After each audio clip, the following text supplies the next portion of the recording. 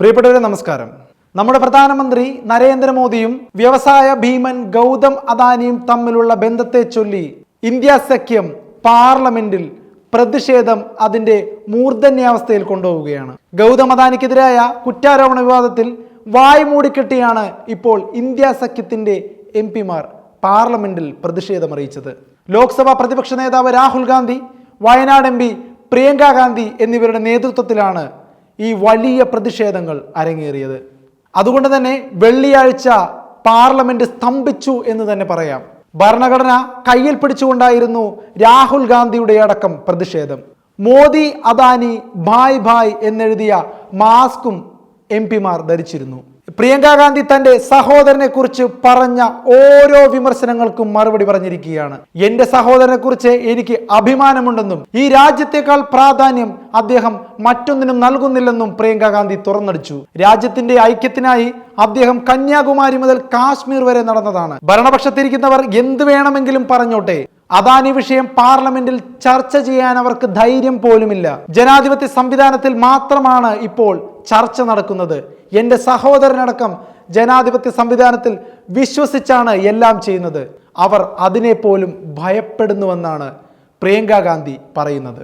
പ്രിയങ്ക ഗാന്ധി കൂടി പാർലമെന്റിൽ എത്തിയതോടെ സഹോദരന്റെ തോളോട് തോൾ ചേർന്ന് നിന്നുകൊണ്ട് ഒരു വലിയ പ്രതിഷേധം തന്നെയാണ് ഭരണപക്ഷമായ BJPക്കെതിരെ നടത്തി വരുന്നത്. അതുകൊണ്ട് തന്നെ പ്രിയങ്ക ഗാന്ധിയുടെ ഈ വരവ് BJP ക്യാമ്പുകളിൽ വലിയ തലവേദന തന്നെയാണ് ഉണ്ടാക്കിയിരിക്കുന്നത്. കഴിഞ്ഞ ദിവസം രാവിലെ 11 മണിക്ക് ആരംഭിച്ച ലോക്സഭ 2 മിനിറ്റിനുള്ളിൽ പിരിയുകയാണ് ഉണ്ടായത്. മോദി അദാനി ഏക് ഹേ എന്ന മുദ്രാവാക്യം എഴുതിയ ടീഷർട്ടുകൾ ധരിച്ചാണ് പുതിയ രീതിയിൽ പ്രതിപക്ഷം പാർലമെന്റിലേക്ക് പ്രവേശിക്കുന്നത് തന്നെ.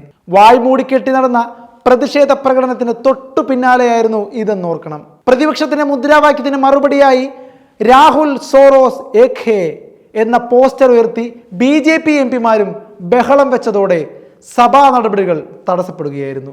അദാനി, സമ്പൽ, മണിപ്പൂർ തുടങ്ങിയ വിഷയങ്ങളിൽ ചർച്ച നടത്തണമെന്ന ആവശ്യത്തെ ചൊല്ലി പ്രതിപക്ഷ അംഗങ്ങൾ ബഹളം വെക്കുക തുടരുന്നതാണ് പിന്നീട് കണ്ട കാഴ്ച.